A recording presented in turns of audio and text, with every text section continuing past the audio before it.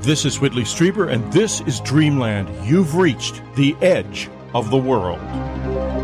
Melinda Leslie is back with us. We did a great show a couple of weeks ago, and everyone seems to have asked me the same question.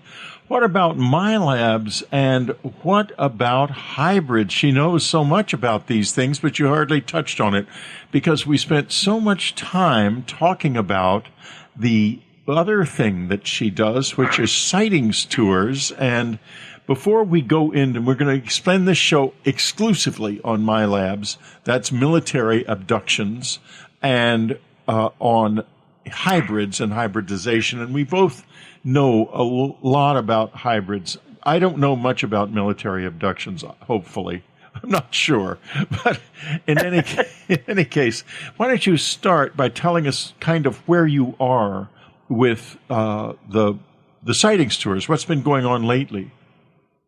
Well, now I just attended the MUFON symposium in Las Vegas, and so I was out of town, and then extended the trip for a couple extra days for fun in Vegas. Had a great time, and but prior to that, I've completed what tour number I'm on. I think I'm on 1,408 or 9. So I'll just be a little more conservative and say 1,408 tours that I've completed, so it just keeps going strong. We keep having amazing sightings. Someone just had posted something online about just yesterday about the commonality of people seeing 3 separate objects in a triangle formation, not a single triangular craft, but separate objects, and posted some pictures, a little video. And I responded to them and said, yeah, like we see that, 3 things in a triangle formation, I would say about twice a month on my tours, so we see that pretty often. We get doubles all the time, 2 things flying in unison, and then sometimes 3. And often if there are 3, they're in a triangle formation. And so we see that very commonly. And, someone was posting, how many people out there have seen this? And I go, well, hundreds of times, thousands of times, Yeah. And because again, we see it, roughly, I'd say about twice a month. So, we're still, seeing stuff. Last time we saw fully structured craft, meaning seeing hard edge, metal kind of thing, or at least a very distinct shape that me and my clients all agreed on. That was earlier in the year. I'd say that was 6 months ago anyways. So, but otherwise we're seeing things stop, turn, change direction, shoot off, fly in formations, occasionally very unusual patterns, abrupt right angle turns. I mean, we've seen all these things in the last couple of weeks. So, yeah, it's still going strong. Well, good. I'm glad to hear it. And, that triangle formation is very interesting. First, it's characteristic of the phenomenon, and I have quite a few people I've known who have seen, when they see a triangle formation that seems somehow close to them and moving along, they very often end up in an abduction scenario. Now, but the other thing about the triangle formation is that is the oldest philosophical symbol in the world. It is the secret of the Sphinx, but it's also what Buckminster Fuller called the building block of the universe, and it is the core structure of the atom. So when they come in a triangular formation, they're really saying something very fundamental there about the whole nature of reality. So I'm not too surprised that we see that a lot. But now let's go on, and let's talk first about MyLabs, military abductions. And can you begin by telling us your introduction to this? What first happened to you, or did you first hear? I'm not sure if you had an experience or began with research, but where did you begin with the whole MyLab issue?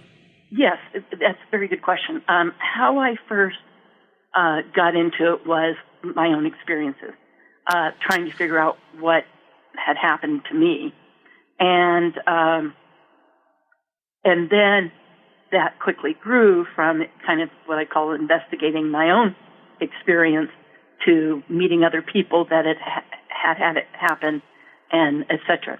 Now, I probably should clarify, we're assuming that people out there, and probably the majority of people listening, do know what the term MILAPS means, but there's a lot of incorrect information out there too, or at least information that is not in alignment with my research.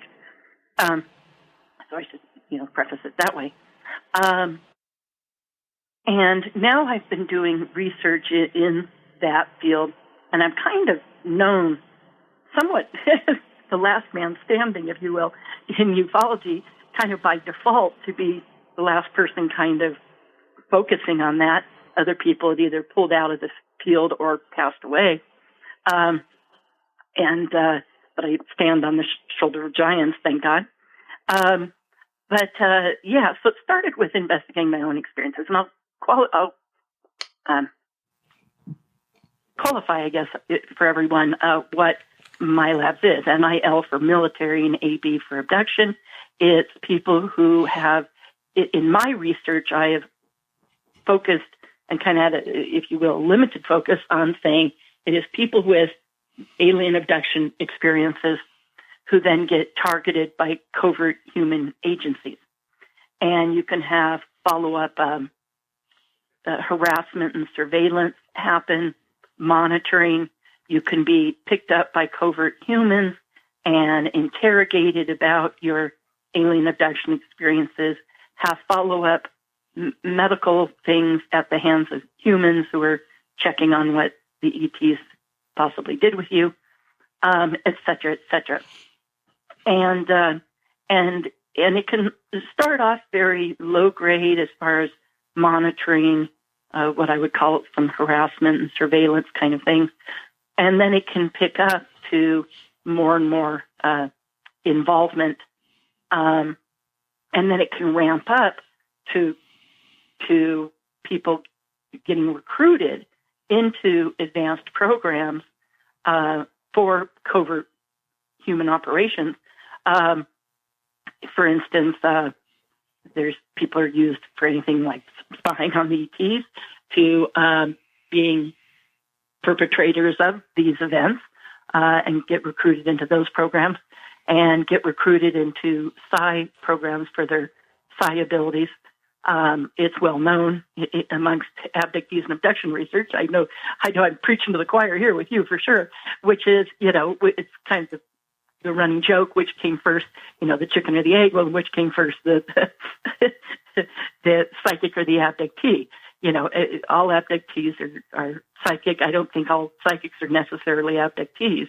I know quite a few that I work with and whatnot that claim to not have any of the abduction stuff. But it's very, very common for abductees to have kind of developed their psi abilities and get in touch with that, and that's part of the whole learning and discovery process. And so it goes hand in hand with it. And like I said, I know you're very well versed in it. You should. Yeah. You're not kidding.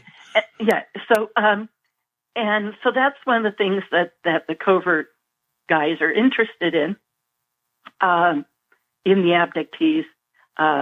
So there seems to be 5 predominant areas of research they're interested in. But going back, I'll get into that in a minute, but going back to just answering your question, it started with my realizing I had my own experiences with it. What really kicked that off, I was having, in the early 90s, starting in 1990, I discovered I was an alien abductee in late 89. A trip to Area 51 in Nevada on a last-minute fluke. It was the breaking of the Bob Lazar story at the time. And a friend of mine said, let's go out and check this out. And we went out to Nevada and had amazing sightings. Something about having all those sightings was like turning a key and inserting it, or inserting a key and turning it, I should say, and unlocking in my head all these memories of childhood, teenage, young adult abduction experiences And then I started to have current present time experiences. For instance, I had a roommate of mine witness quite a few things that was happening to me. And so I'm not sure if I went into any detail about that. The last time I was on with you, I may have. Then, so that was happening, and learning I was having the alien abduction. And then I started to have the harassment surveillance, the infamous what are called black helicopter incidents of black helicopter flyovers. And, one time, there was a series of times, I was living in Corona del Mar, California, and there's this black helicopters that kept coming around and circling right over where I lived, a little one-story apartment, long story short. And there were neighbors who lived in across the street from me, long story short again, who one day, like the day after another helicopter thing had happened, and I'm quoting my neighbor, they said, "Gosh, it's like we live in L.A." Well, we were in Corona del Mar, California, sleepy little oceanside community, And she goes, "It's like we live in downtown L.A. or something, and helicopters are always trying to land on our roof." And so I'm quoting my neighbor, how strange, that my neighbor noticed, and said, "Gosh, it's like we live in L.A., and helicopters are always circling and trying to land on our roof." And, one day I go out, and this one is circling, and the bay doors on either side, it was like a big military helicopter, I guess, Huey or something, but it had big, doors on either side of its main, I guess, fuselage, and those were open, and it was low as it was circling, and there's like the sun setting behind it, so it was beautifully, backlit through these open doors, and there was a guy leaning out in a harness. It appeared he had a harness of some kind on, leaning out the doors with like a telephoto lens. And so I'm like, I can clearly see him. What's he getting, my pores? But, clearly looked like he was probably taking pictures. It's an assumption, but, he definitely had some kind of camera or something like that with a telephoto, it appeared, that he was holding on to. And so it was that kind of very, very blatant. And back then I kind of began to realize it was, yes, it's surveillance and monitoring, sure. But I think it's also was very much meant to be a form of intimidation. A lot of people, when they have this happen, are intimidated from talking about their experiences or going forward with them. So if part of their purpose is in that seems to work, because a lot of abductees who have this happen then do pull back. They get very intimidated by it. So that, that was happening, some other helicopters, some phone stuff. At the time, I had met a well-known abductee back then by the name of Alicia Davidson, and she was having these very bizarre phone things happen, and occasionally when she would call me, I would witness this. And I did a bunch of research back then to learn it was called number stations, where they were, it's a way that agents can notify each other in the field their location by leaving these recorded number patterns. And we were getting those, and I did a bunch of research and found that the patterns of numbers and stuff seemed to be consistent with that, with the idea of number stations. So, but again, when her and I would talk on the phone, I would get that, as well as back then, because I was becoming more involved in the field and meeting other experiencers and talking to the key researchers in the field, that again, I was having that kind of stuff happen often in conjunction with those phone calls. And then, and learning that I certainly wasn't alone. This happens to quite a few people. And then all of a sudden, what would have been let me see, I got to remember the dates here. It doesn't matter exactly. But in August and November of 1990, I had two back-to-back experiences where it went beyond the harassment, surveillance, monitoring kind of things. And that was all fairly low grade. It was more just kind of entertaining. I just chalked it all up. And I've always told other experiencers when I work with them with these experiences to say, look, chalk it up to evidence that your experiences are real and important, or this wouldn't be happening. So again, the monitoring, the surveillance, the black helicopter and phone stuff and being watched, being followed, having your home under surveillance, or, strange vans parked outside, all this kind of stuff comes up very common in this research. Some abductees have gotten very blatant and approached the people that seem to have their home under surveillance and, have had some interesting interactions because they've done that. But going back to,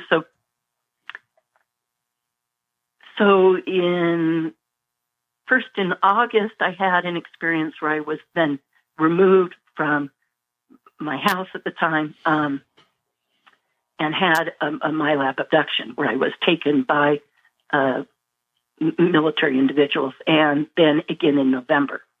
And so that August and November experiences in 90 really made me go, okay,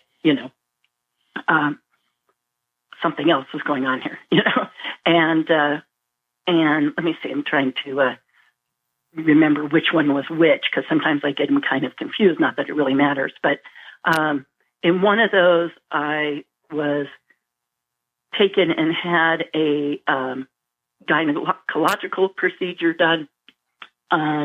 That years later, I met a gynecological surgeon who questioned me about the event and ended up giving me feedback to suggest that I had what would have been an early term abortion type procedure that happens when a fetus is not formed, like there's a problem with the pregnancy, or maybe somewhat even a tubal pregnancy or something like that. Now, at the time, I was not sexually active right then, and had no knowledge of being pregnant. But it was very common for me back at that time to have skipped or missed periods and things like that, but that I often had in relationship to my alien abduction experiences and being part of the hybrid program and everything. I know we're going to get into that, but so because of that stuff going on, I didn't often worry about things like a missed or late period or something. But all of a sudden I have this experience at the hands of humans where I'm taken from my bedroom, drugged heavily, woken up during the night, and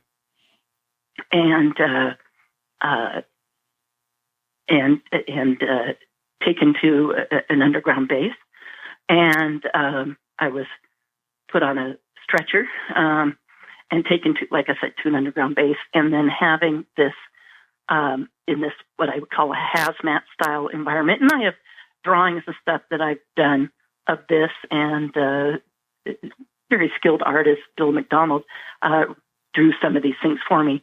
I have my original sketches, and then he, using his incredible technical skill, redrew them for me. But I have drawings of that, and so I'm taken to this hazmat style environment on an underground military base, and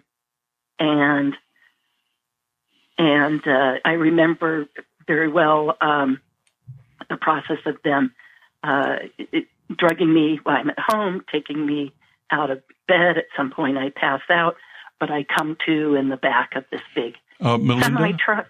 Yes. Yeah. First, we got to take a brief break. Okay. For our free Dreamlanders, and we're going to do that right now. But before we do that, when we get back, I'm going to ask Melinda a little bit about the why of this. Why is it being done? Because I've just been letting you talk about your own experiences, but it's not like other people don't have them too. Yes, that's right. A lot. I mean, it's really going all the way back to things like the Candy Jones experience, she was Long John Nable's girlfriend, and I believe wife, and she had very similar experiences. And I think I did too when I was a child. So there's something very odd here because it doesn't look like something done by the normal military at all. But it is happening, I think. And as strange as it sounds, there's just too much smoke here for there not to be some fire.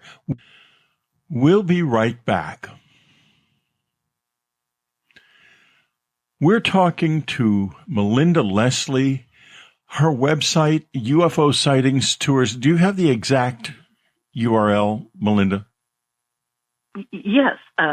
It's UFOsightingtours.com. Okay, it's UFOsightingtours.com. Tours and with an S. You can go out to Sedona and probably see a UFO with Melinda, or maybe more than one. It's a pretty regular experience in her sightings tours.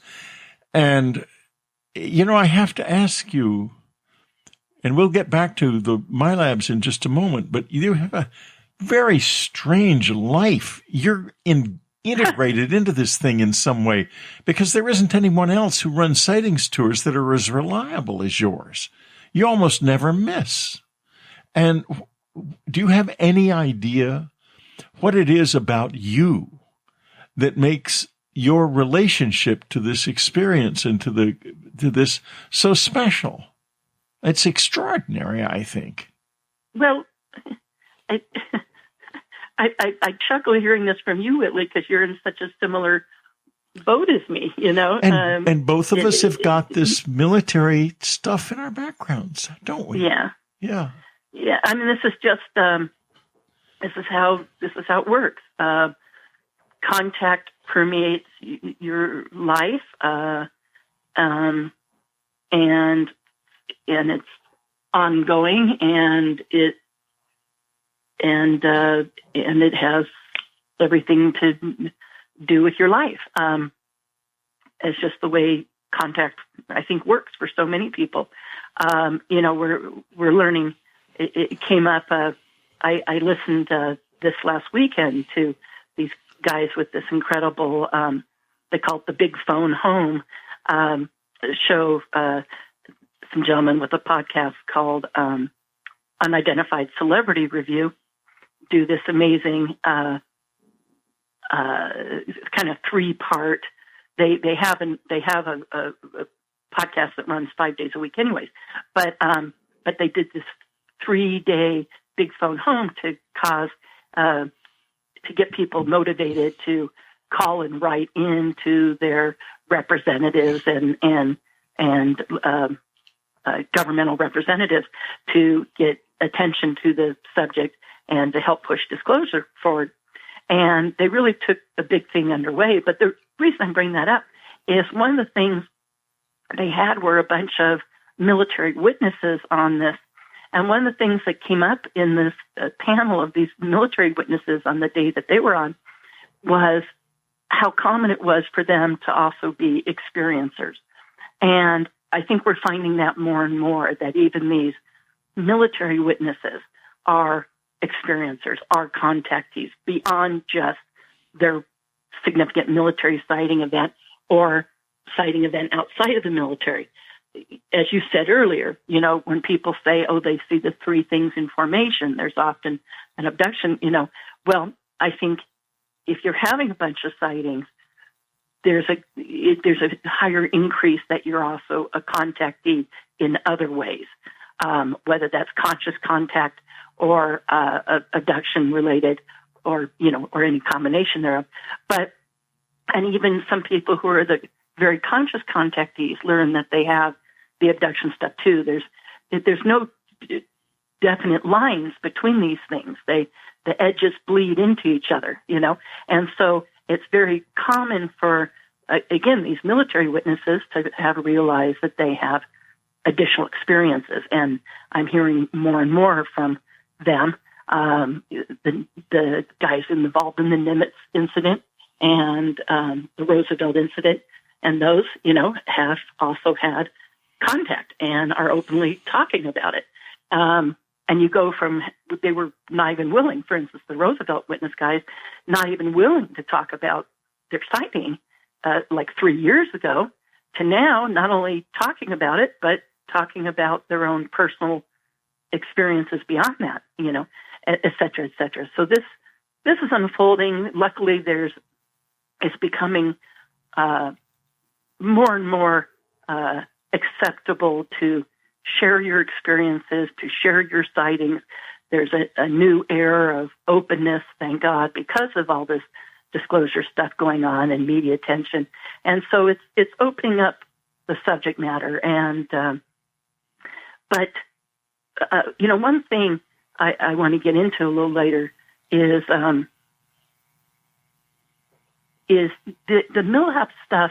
There's so much information packed in it to give us an indication of how much is really known by those who are if you call it the secret keepers or in charge of the truth embargo, all do you think various language. Who do you think they are? They really know a lot more than I think people are letting them off the hook way too often for as much as they really do know about all this. Who do you think they are? That's the thing that amazes me because, I know other people. Like I know a guy who had a vivid, like a lucid dream of being involved in a mine lab and being abducted by military and taken to a Air Force base that he recognized. And when I suggested to him that this might not have been a dream, he reacted with fury, like he'd been programmed to. It was weird. Because you'd think, why even tell me about it if when I say, well, gee, maybe it seems like you're talking about something that actually happened, and then he blows up in my face. And then, but after that, the guy was dogged by helicopters for years. And even when he would come up to our cabin every once in a while, there would be helicopter after helicopter passing over the entire time he was there. And they weren't like military helicopters. Most of them looked like regular helicopters. What in the world could be going on, Melinda? Well, you asked a little while, I think, before the break, that you asked why this is going on. And I can tell you that there's predominantly 5 areas of interest that have come up consistently now in my 30 years of research in the subject and working with hundreds of people that have had this happen. And when I say work with, I'm not a therapist. I'm not a hypnotherapist. I'm not a therapist. I'm just a researcher and investigator where I interview people with cases. If they're a good evidence case, I gather the evidence and review it and correlate experiences that different people have had together. And, just, again, research and investigation. But I've done research and investigation of the hundreds of cases. And so there's 5 things that come up consistently that the covert guys are interested in. One is the psi component. I already brought that up before. That they're interested in abductees' psi abilities. Do you remote view? Do you do telepathy? Are you clairvoyant and clairsentient, clairaudient, all those things? And are you able to do it at will and repeatedly, etc.? And so that in these experiences, sometimes people are tested and trained on those abilities. And so they're very interested in that. So that's psi abilities. One is the technology, of course. They're very interested in, as an abductee, have you had hands-on with the technology? Have you flown or navigated a craft? It's very, very common for abductees to do that, to fly and navigate craft and be at the controls, etc. So have you flown or navigated craft? Or have you been shown other technology? Also, I would put in the technology grouping like Have you been shown mathematical formulas? Have you been downloaded or given mathematical formulas or information or alien languages? So I would put all that in that technical, category of technical information. So if you know anything about the propulsion, weapons, energy system, navigation, like I said, math formulas and languages, etc. So so they question the abductees about those things. And the third being alien agenda and motives. What do you know about why the aliens are doing this? What are their agendas, motives?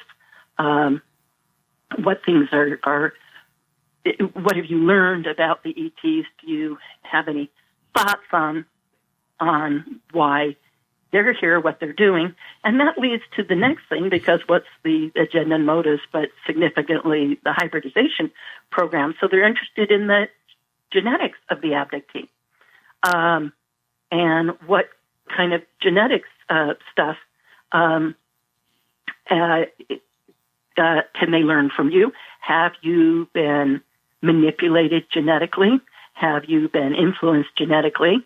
Are you being used in the hybrid program? Is there something? Are you yourself a hybrid? So are you a hybrid? Do you have kids that are hybrids?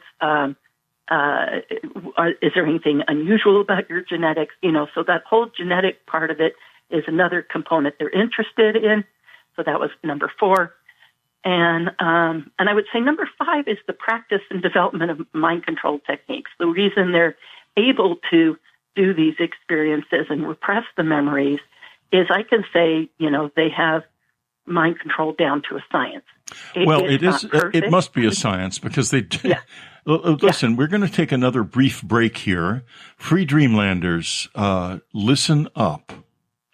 I'd like to talk to you for a minute about the 3 books that I've written since Anne passed away. I think in many ways they are by far the 3 most important books I've ever written, at least to my mind. The Afterlife Revolution shows that there really is an afterlife, and I was privileged to have communication with my wife, with Anne, after she passed away, enacted by her in such a way that it was undeniable. The second book, A New World, is about communicating with the visitors, but in a real way. It's the only book of its kind in the world. There isn't another book like it, because quite frankly, there isn't anybody else who can do this like I can. I've been doing it for 30 years, or more than 30 years now, maybe for my whole life even. I think this is a unique book, I have to tell you. And the next one, Jesus, A New Vision, is also a vision of how we need to live if we're going to make contact work. It is totally outside of the context of war and weapons and so forth. It's about Jesus and living as he lived and he taught us for the good, on behalf of the good, and with the good in your heart, in your soul, in your blood, and your body. So if you have not read these 3 books, go to Amazon and get them and read them, or go to Audible and get them and listen to them.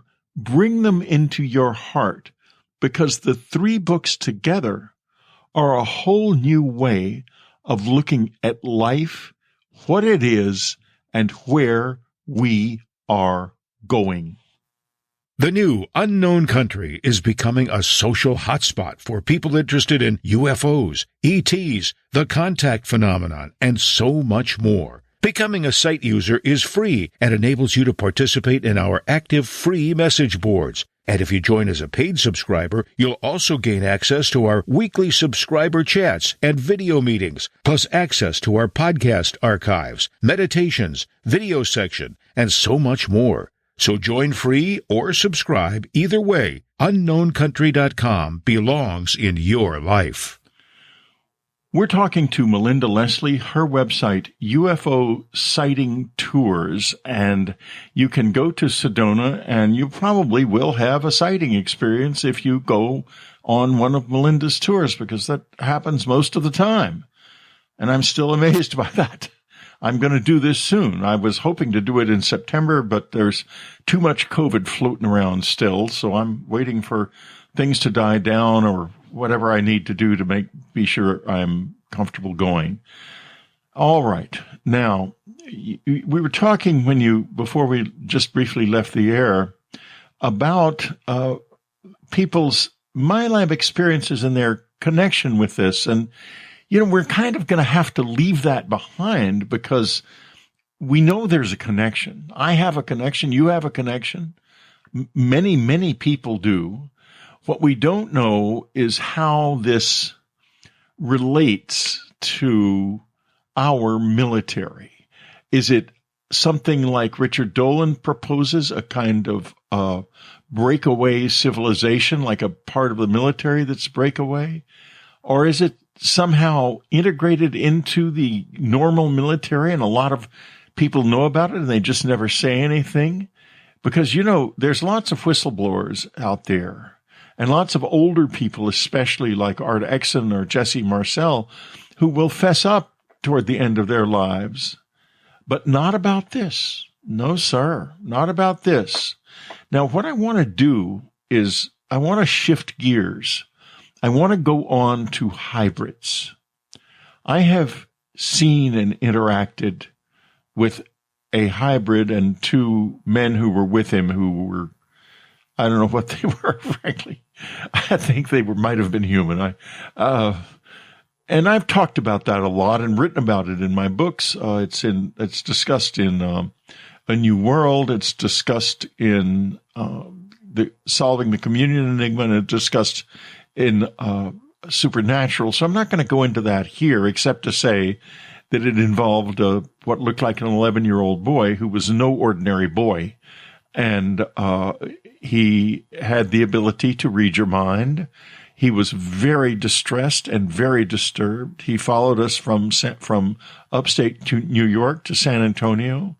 And I finally drove him away by putting an automatic motion-sensitive light up in the little corner where he was hiding in the condo complex. And since then, I've regretted it. And I've wished that I had more of an ability to engage with him. But why don't you start now telling us your story about hybrids, because it's an extraordinary story. Sure. Just curious, and I know you and I have also spoken a little bit privately about that same experience that you just shared. Have you, while on board, been shown hybrid children of any age, whether it was newborns, toddlers, up to kids or teens or adults? Have you seen hybrids in your experience? I'm not sure. I've had, Ann and I saw a baby, but that is another story. Okay. I don't know if it was a hybrid baby or our baby or exactly what was going on. But that also is a commonplace part of this experience, and it's sure too familiar. I mean, too many people have seen that. Goodness knows. Yeah. And well, that's the hybrid. Okay, well, a lot of the leading abduction researchers for many years have said, and there's probably truth to this, that one of the leading reasons there's the alien abduction phenomena is the hybridization program, because even though many things happen in alien abduction events, you can be taught and shown all sorts of interesting things, tested emotionally, enhanced your psi abilities, shown Earth catastrophe and functions, and given warnings about taking care of the planet and the environment, and all these things that are now established as common in the abduction. But there's still kind of a number one that seems to happen the most, and that is the presentation of hybrids and the taking of eggs or ovum from women and sperm from men, and the production of these hybrid beings. So this is very common in the experience. And we can speculate as to why that might be, but we've never really known for sure why they're doing that. Many abductees feel that they're raising hybrid children, and that their own children here on Earth are hybrids. I know of quite a few abductees. One of them has quite a few kids and feels that about half of them are hybrids, and the other half aren't. Now they're human beings for all intents and purposes. They're human. They just happen to have some ET DNA. But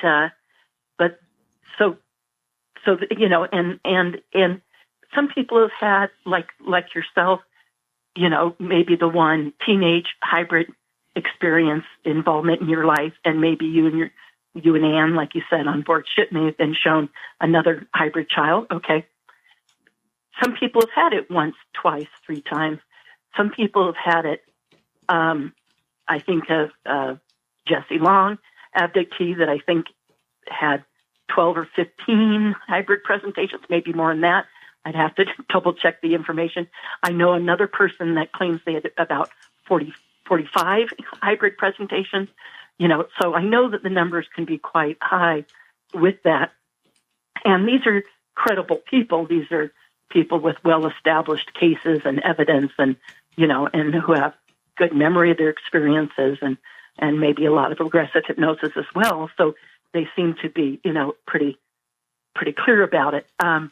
I was in a movie, for those interested in exploring this further. I was in a movie I'm very, very proud to have been in, called Extraordinary: The Seeding.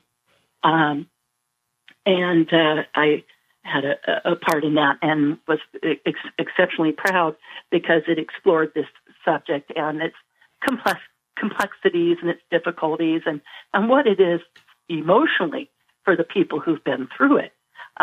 It's very, very emotional. I mean, I know when I talk to you privately about your own experience, it's exceptionally emotional, as well as it is for me.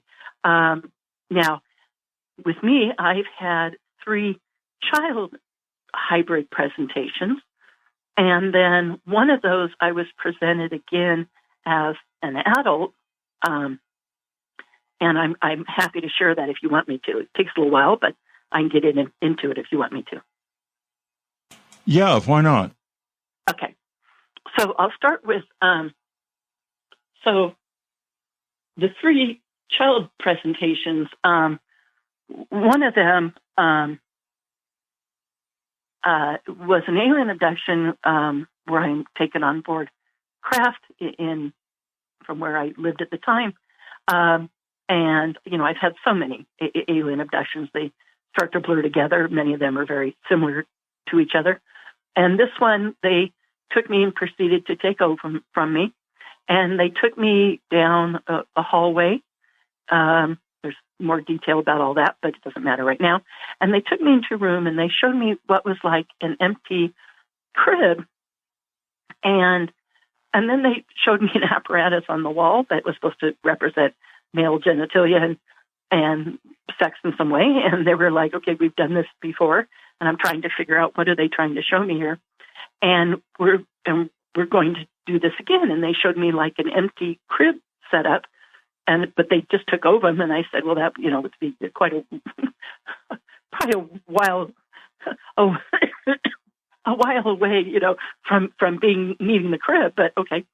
And they showed that to me, and then all of a sudden, they bring in this little girl into the room, and they didn't tell me her age, but I want to say she looked about 5 or 6, and very unusual looking, very high forehead.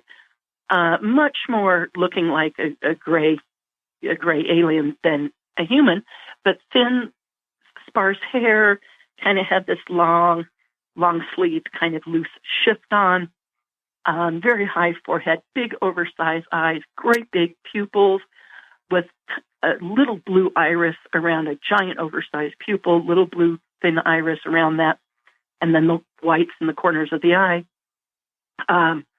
And very slight, kind of pointy little chin, And at that point, or years later, I should say, I saw images that were exactly like what I saw.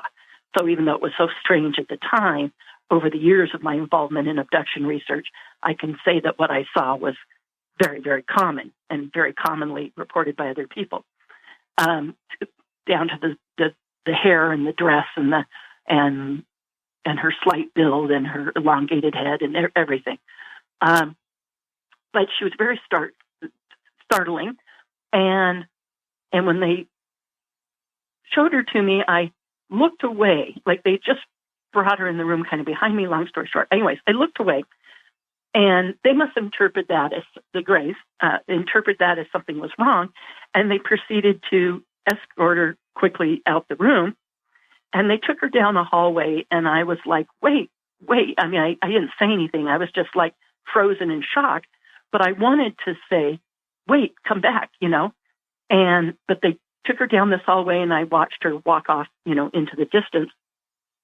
And I always had extreme guilt that I had turned away from my own child. And I mean, really, really extreme guilt. When I would think of the experience, I'd cry. And it was really tough. Like, oh my God, was that my own kid? And I should have embraced her and said, I love you, and, whatever. And instead I was just like, it was just so shocking, And so they interpreted, I guess, the look on my face or my negative reaction at the time to something was wrong, and maybe didn't want to upset her, I guess, or didn't want to upset me further, or both. So they took her out of the room and ran her down the hallway. And so I'm like, oh, and so I always had, like I said, extreme guilt over that. And then jumping ahead, I had another time with a little boy that I didn't get a good look at. It was kind of a combination of, I think, ship memory and screen memory, because I remember being on a ship, but being in a room where there was this big stone fireplace. So I'm like, that's not making sense. But this big stone fireplace thing, and my original memory of this experience was kind of a classic big round stone house in a field abduction scenario of realizing that was actually screen memory for a ship, that there wasn't a round house in the field, that there was a ship. But at this time, I saw this little boy that I didn't get a good look at. He was probably 2 or 3 years in age. Again, had a sleeveless kind of little shift on and a kind of a page boy haircut. And I wish I'd gotten a better look at him. And then there was a third experience of being handed a toddler. I remember this experience of going on board a ship through some kind of energy room and a cleansing process they took me through. And then they had this area that was like set up as if to look like somebody's master bedroom or something, I think, to bring a level of comfort and home feeling or something. But yet I was clearly on the ship. And that time I was handed this toddler, and I held him, and he was, for all intents and purposes, a fully, like a 10-month-old child, human.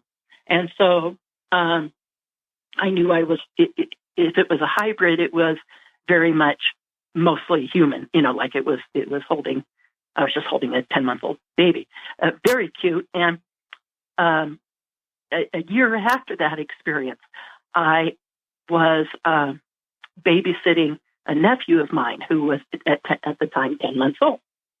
And I'm holding him, and I'm tripping out because this nephew of mine at 10 months old looked exactly like the kid I held a year earlier.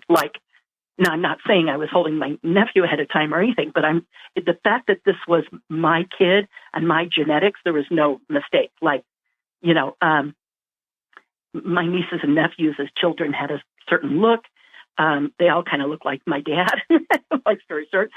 And so it was very, clear that this was my genetics, my kid. And that one I held. And so I felt like I didn't want to do the mistakes of before of either looking away and or not approaching and not engaging. So this time I held this kid until they said, you have to go now. We need to take the baby back. And I was very sad to give it back. I knew at that point. And so, like I said, a year later, babysitting my nephew, it was like, whoa, I'm totally tripping out, because it's like, this is exactly what this kid looked like. And so now that nephew of mine, we need to do the math. I think he's about 25 now. And so I keep thinking, if I meet this roughly 25, 26-year-old young man someday that looks just like my nephew but isn't him, if I meet someone that looks a lot like my nephew but is not him, I realize he might be the kid, because he would, I think, pass for being completely human, and more and more abductees feel that they're meeting their hybrid children in daily life circumstances, much like yourself. And that seems to be on the increase. Now, in my life, I don't have any kids. I've not been married. I don't have any kids. So I haven't had that raising hybrids thing that some people do. But I keep thinking, if I meet this young man someday, who now would be roughly late 20s, that again, if he looks a lot like my nephew but isn't him, then I'll think that maybe I'll know who he is. I would hope that I would be able to meet him someday. I would like that. And then jumping ahead. But meanwhile, I still had extreme guilt over turning away from the one little girl, and just felt like I just felt so awful, like I turned away from my own child. And so all of a sudden, I'm having an experience. I think this is about 5 or 6 years ago now. I'm driving home from California from having attended a conference, and I have missing time significantly while driving home from California on the 10 freeway, and realized that I had significant missing times, 2 separate exits from the freeway that I got off at, that I stopped at both of them many times, whether I needed restroom or gas or something to drink or combination. But these 2 stops are about an hour and a half apart on the freeway. Well, this one night they took over 4 hours, between them, and there's no way that they would take that long. And I had a vague memory of getting off the freeway in the middle of nowhere on a little 2-lane road. Very common in abductions to find that you walk or drive to an unknown area. And I'm like, did I actually do that? Did I actually get off the 10 and drive out on this little road? Did I actually do that? And then when I got home, went to bed, got up the next day. Because of the missing time, I had driven, it was in August, and I drove home specifically at night to avoid the heat, because going through Phoenix, rather than it be, 120, 124, during the day, it'd be a balmy 92, So I was able to occasionally roll down my windows and, just avoid this extreme heat, and occasionally be able to get fresh air and not have to have full-on air conditioning the whole time. And so again, I drove home at night when this happened. And by the time I get home, I was originally planning to get home and in bed by about 2 a.m. Well, instead it was after 5 and the sun was coming up. But I crawled into bed, fell asleep, got up later. My leg was throbbing, and I had all my mini blinds closed in where I lived at the time. And I went into the kitchen, I had leggings on, pulled up my leggings, and opened the front doors and turned on these awful fluorescent lights in the kitchen. So I had all the fluorescent lights on. I had the front door open, lots of natural lighting, propped my leg up on the counter, and proceeded to find that I had a giant brand new scoop mark on my leg, which I then took my phone and took lots of pictures of. So I had this big scoop mark. And so I had the missing time of what would have been at least 3 hours missing. Based upon it took over 4 hours to go a distance that should have taken an hour and a half. And so I knew, I'd had the missing time, and now I had a big, fresh new scoop mark, which looked like, for those who aren't familiar with it, like an indication of scoop of skin taken, not an open wound. It was healed. But like when you first have a major scab come off and underneath it's like wrinkly and pink, like when a brand new scab falls off. So it's healed skin, but it looks like new skin. It's pink and wrinkly. It looked like that, and it was quite large and deep. And like I said, I took a bunch of pictures of it. So it was like, okay, you've had missing time, and you have a scoop mark. Clearly, you had something happen. Well, then about a year later, long story short, I had regression therapist Yvonne Smith, who I'm very active with her CERO, the Close Encounter Research Organization. She regressed me over it. And I had a very emotional regression. Yvonne said I was bawling my eyes out. And what had actually happened is, so during this time, this missing time, I did drive off the highway on this little road, pulled over, and realized, Melinda, you got to get back on the freeway. What are you doing? You know what this means. If you're doing this for no reason, that's not a good sign. And I pulled over so I could get on like a dirt shoulder and make a wide enough turn on this tiny little road to turn around, make a U-turn and go back to the freeway. I don't think I was that far from it, 2 miles maybe. And so when I pulled off to the right to start making the U-turn, all of a sudden a big beam of blue light came down over the car, and I was immobilized, and I was lifted up through the roof of the car. Very typical standard abduction fare. Car was left there, but I was lifted up as if there was no roof to the car and just taken up on board. When on board, there were grays, and they had me standing in a room, and over to the right, a little distance away from me, I could see an exam table, like all set up with high-tech equipment and everything. And I go, shit, that's obviously for me. And I'm standing there, and they bring this hybrid woman in the room. And they bring her in front of me, and I instantly went, oh, my God, is it her? And I thought I recognized her. Now, this was 25 years later. I'd have to think about the exact timing, give or take. But I'm thinking, okay, if I saw her and she was about 5 years old, and this is like 25 years later, this would be like a 30-year-old woman. And she was really skinny, really tall, would look like, for those familiar with the imagery of a tall white,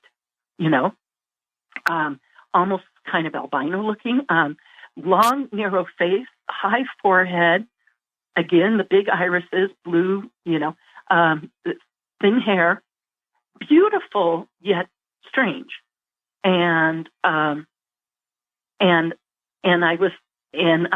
kind of was just thinking to the Grays, I'm like, is it her? And they said, oh, you know who it is. And this was all telepathy with them. But I'm like, am I right? Because this was like short Grays and elder Grays kind of here. And they were like, yes. And I'm like, is it her? And they're like, yes, you recognize her. And I go, yeah. And they go, yes, it's her. And I immediately started going, I love you. I'm sorry. I love you. I'm sorry. I love you. I'm sorry. And I just was like saying it over and over again. Like, I'm sorry I ever turned away. I've always loved you, and I was like, and I was thanking the Grays for letting me see her again and everything.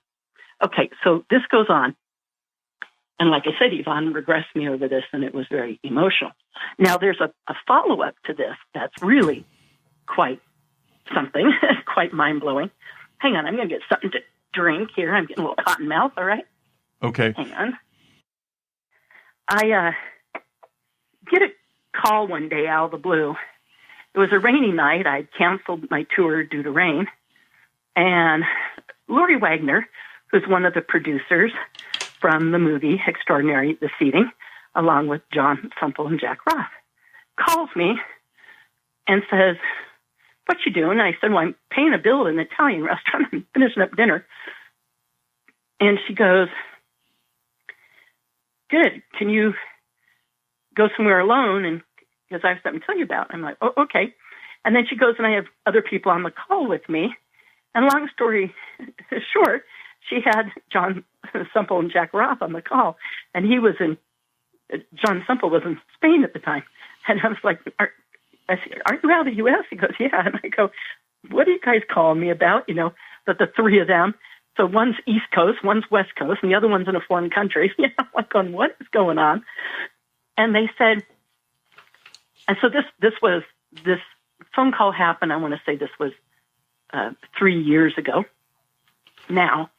And they said, well, they said, go out and, so I went out and sat in my car and they said, are you sitting down? I go, yeah, I'm in my car. So yeah, and they said, well, we just got off the phone with one of the people from the movie. And I went, oh, and until I have this person's permission to use their name, I'm going to hold that out. But this person has young children, and they said, this morning, one of her young children had an abduction and came into the room completely awake after their experience and proceed to say, Mommy and Daddy, I just had an experience with the little doctors and the usual stuff the kids would say. And this was not uncommon for this family. It's well-known abductions run in families, and it did in this family for sure. And he proceeded to tell his mommy all about the abduction that he just had. But then he said, the pretty alien lady told me to tell your friend Melinda. Now, this kid has never met me, doesn't know I exist, has never seen this movie. This movie is not appropriate for young children. Anyone who's seen it would understand that. It'd be a little scary for kids, and they wouldn't get it, So not appropriate for kids. This family keeps the children very isolated from the subject matter. They really don't even let them watch sci-fi or anything. Well, Melinda, this is so fascinating, and it's so fascinating, in fact, Free Dreamlanders, that I hope that you decide to subscribe in order to hear the rest of this remarkable story. Subscribers, we will just keep on keeping on, and I would suggest you check your seatbelts, tighten them, and listen up. Melinda Leslie's website is ufosightingtours.com. Join her on one of her tours. I think you probably will be very satisfied with the results because she usually gets them. You've been listening to Dreamland. Be sure to tune in again next week. Dreamland is brought to you by unknowncountry.com and its family of subscribers. Our theme music is The O of Pleasure by Ray Lynch. Unknown Country was founded by Ann Strieber. Our news editor is Matthew Frizzell. Our coordinator is Amy Safrankova. Whitley Strieber is your Dreamland host, and I'm your announcer, Ted Alexander.